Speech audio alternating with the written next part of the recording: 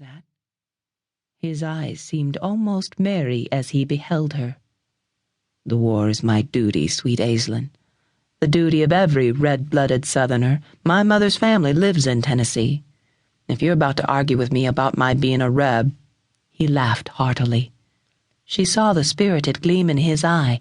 He'd been caught up in the jubilant rush to arms and glory, and especially the honor of the battle, just as so many young men in the East had been.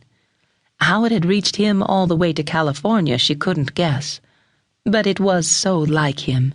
He would fight the Federals single-handed if he had the chance. It had always been that way with him, and probably always would be. But that was part of his charm, part of what she loved about him. Some people, including her sisters, thought he was cocky. She saw him as strong. "I will be coming back for you, my sweet, if that's your worry." "Jamie, you're heading into grave danger, and you seem to be paying it no mind." He laughed. "And you are no different than when we were children, always reminding me of my place, reminding me God has not placed me in charge of his creation and all the people in it." He laughed again. "I wish you would see this is no laughing matter." But even as she spoke, Aislin knew Jamie's feelings about duty. He would not turn his back on a fight. He would see it to an honorable end, though she suspected that duty came second to proving himself through triumph.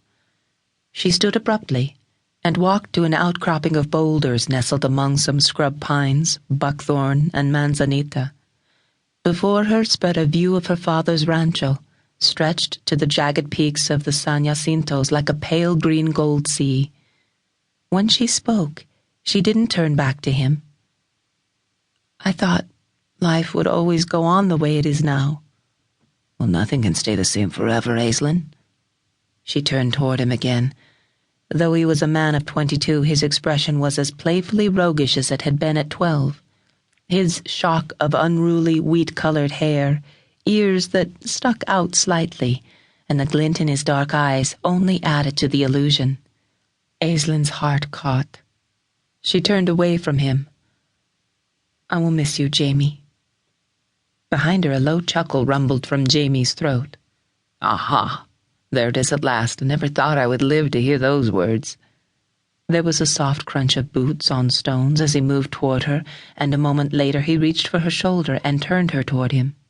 She raised her eyes to meet his. "Is there something more you've been wanting to say, Killach?" His use of her nickname caused the back of her throat to sting.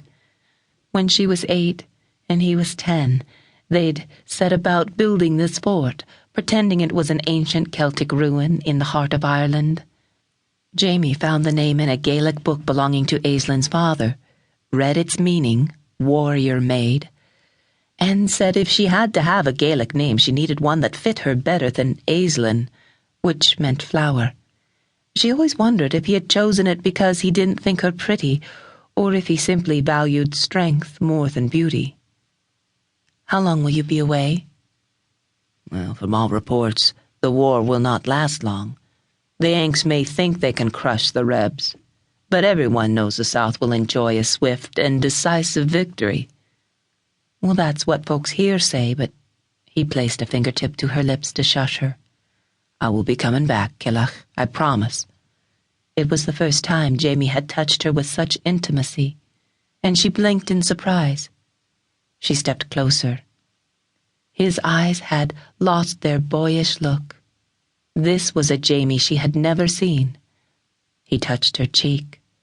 So light, so loving. He was closer now. He nodded again slowly. "There's so much I want to tell you, Killach." She cleared her throat and swallowed hard. "You do?" "I want to speak to your father before I leave about asking for your hand in marriage." She stared at him. She had loved Jamie for as long as she could remember and had dreamed of the day he might tell her he loved her too.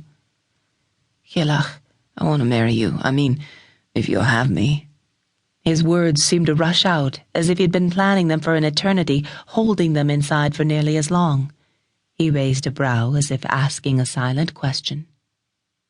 "Oh, Jamie!" She caught both hands to her face and speechless.